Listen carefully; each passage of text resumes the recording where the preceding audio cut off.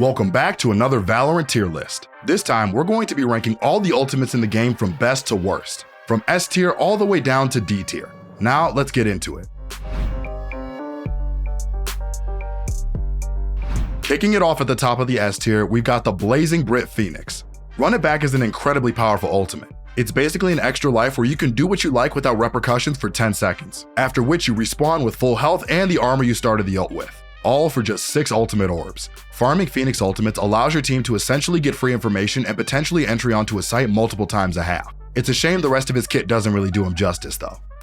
The next best ultimate in the game belongs to KO. His null command is able to suppress any enemy abilities in an absolutely massive area, effectively rendering them helpless. It's particularly useful against sentinels like Killjoy or Cypher who'd be entrenched behind an elaborate setup, or even against a chamber or a jet ultimate who would likely be left without weapons. Not just that, but if KO is killed while his ultimate is active, it results in him being down for 15 seconds instead of instantly dying, so he does get a second chance. It's an ultimate that can completely turn the tide of an entire round or game, and so it deserves its spot up here in the S tier. Killjoy's Lockdown takes the 3rd spot in the S tier on our list. Since the change to where the ultimate can no longer be destroyed by Breach's Aftershock, Killjoy has cemented her place as a strong and easy to use sentinel and can really make the difference in games. With the threat of detaining anyone in a 32-meter radius for 10 whole seconds, the lockdown can often guarantee a completely cleared out site for teammates to push into, unless enemies have the specific counter ultimates or some unique lineups available. There's little choice for the opponents but to leave the area and hope that they're able to retake the space back. Before we move on to the A tier, I quickly want to tell you guys about our brand new course with Ye. As you probably know, this little demon absolutely dominated the competition all of last year, which is why we are extremely happy he took the time to make a course with us. If you want to learn Valorant from who's quite literally the best in the scene, this is your chance. And yes, indeed, it comes with our $8 subscription. So no matter if you heckin' love TENS, the Headshot Machine, or El Diablo, we got something for you over on our website, ProGuides.com. Starting the A tier with our favorite Sergeant at the top, Brimstone's ultimate called Orbital Strike is able to deal damage to any enemies in a 9-meter radius. It's a powerful way to clear out angles and stop defenders from defusing in post-plant, as well as a counter to Phoenix, Sage, and Killjoy ultimates. It is a versatile and useful ultimate, but it misses out on the top spot as it doesn't quite have the extreme round-winning impact that the S tier ultimates all do. But even so, Brimstone can stand proud at the top of the A tier. The next rung down on the A tier we have Breach. The Rolling Thunder is a great space clearing tool that stuns any enemies in a huge area for 6 seconds. It's best used for taking and retaking sites in conjunction with the fast-moving dive agent. It's not higher on the list despite its ability to secure rounds, as it doesn't make enemies quite as exposed as a Killjoy ultimate does, and with the corners available to hide on site, 6 seconds can pass surprisingly quickly, particularly if teammates are stalled out in place. Nevertheless, because of this ultimate's incredible playmaking potential, we think the A tier is a solid spot for our spectacular Swede. Fade comes in next with her ultimate, the Nightfall. It's similar to Breach's ultimate, but any opponents caught in it have trails leading to them and become deafened and decayed. It features a combined info-denying ability for the opponents combined with information gathering for your teammates. Fade can send out prowlers that automatically lock onto the trails to nearsight the enemies as well. All in all, a solid ultimate that can really give your team a 1-up. An A tier position well earned. The Viper's Pit is the next ultimate on our list, and it has the ability to completely shut down a section of the map. Anyone on the rival team in it will find their health ticking down slowly to just 1 HP, and their vision will be severely reduced. You're able to stop people from getting too comfortable entering a site, whether it's on a site take or a retake. The only reason it's not higher on the list is that there's a lot of ways to force a Viper out of position into a spammable one, whether it's the multitude of drones or mollies in the game. With that in mind, it still has great round winning potential and deserves to be in the A tier. Jett's ultimate is definitely the most powerful weapon substitute. The Blade Storm gives her 5 knives that replenish on every successful kill, with no penalty for movement at all, whether it's flying, jumping, or running.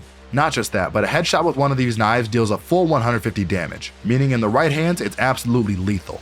It doesn't feature in the S tier since it doesn't have that team-oriented ability to really take space or clear out sites, but it's definitely one to watch out for.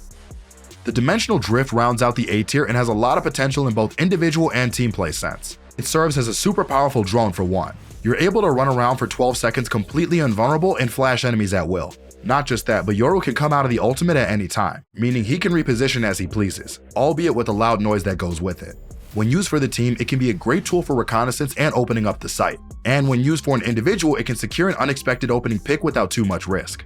It doesn't feature high on the list, however, just because while it can do both of those, it isn't the best for either, and sometimes it's better to have 2 ultimates with a lot of value each than just one with a bit of both. But even so, it's got a lot of potential and deserves to sneak into the top 10. Moving on to the B tier ultimates, and the first one we've got is Silva.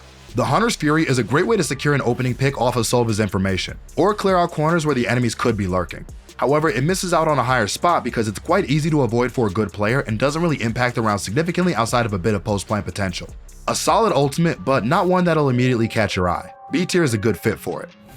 Valorant's newest agent Gekko's ultimate called Thrash comes in next. While the fast-moving controllable fish can be incredible for reconnaissance and rendering enemies helpless, it's quite easy to shoot down having just 200 health, and it can be difficult to follow up on owing to the fact that enemy teammates would usually provide for cover for their exposed ally. What allows Thrash to hold his spot in B tier is the fact that you can use it on 2 separate occasions in the round after picking him back up. An ultimate that can have a lot of value, but it's entirely situational. Sky Seekers are the next ultimate in B tier and feature 3 cabbage jellyfish things that lock onto the 3 closest enemies and travel to them. Upon reaching their target, they stun and nearsight them, making them prime targets. However, with just 150 HP, they're easy to break and aren't very useful for whole sight takes, more so as a mid-round tool to determine what to do next following some early exchanges. Just like Gekko, it's quite a situational ability, and so B tier is a comfortable place. The Showstopper comes in the middle of B tier and for a few good reasons. While it can be a great way to fly in and grab that opening kill, the damage from it can be quite inconsistent, and we've all found ourselves wondering how we didn't finish off that person that seemed to have taken a direct hit from a rocket launcher. Not just that, but top players can be quite capable of picking Raze off as she flies through the air, and at the very least securing the trade if not completely turning the ultimate into a classic Rosa. We can't ignore its ability to grab a free kill on a lot of occasions, if not even more than that. So B tier seems to be fair for the brazen Brazilian. Cypher's ultimate called Neural Theft is next on the list and is functionally very similar to Sky Seekers, except it grabs information on all opponents' exact locations regardless of where they are. We've put it in B tier along with Sky since it pretty much has the same function of determining enemy locations mid-round, but since it lacks the stunning nearsighting effect, it's a little bit lower in the B tier as it doesn't really force enemies into any action. Still though, a very useful ultimate in the right situation, and so the middle of the pack it is for Cypher. Rounding out the B tier is Harbor's ultimate, the Reckoning. It's one of those sight-clearing ultimates on paper, but doesn't quite pack as hard of a punch as Breach or Fade.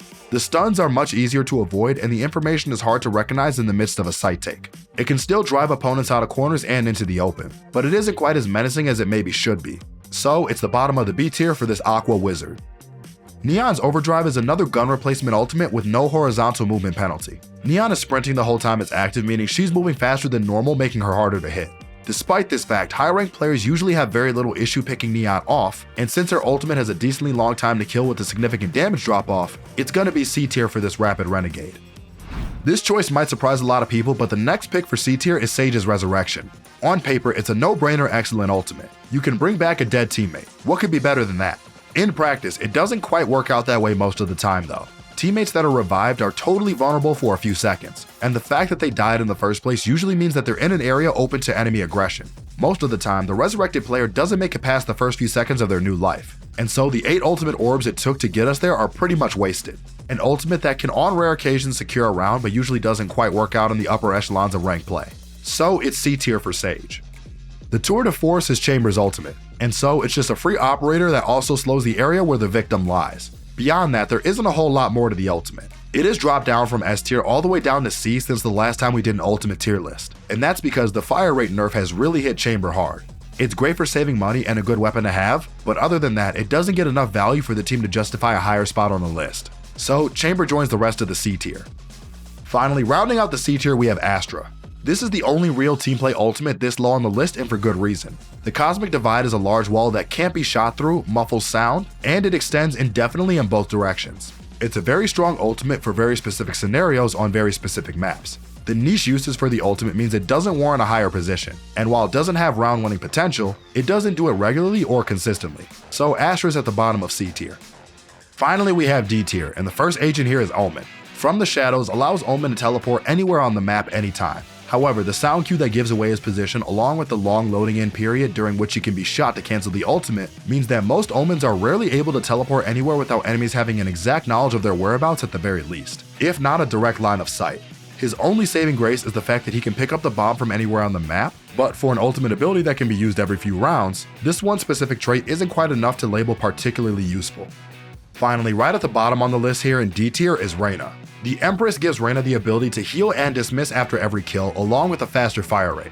The ultimate really doesn't aid Reyna mains in killing their opponents so much as it supplements already good gameplay by rewarding kills further.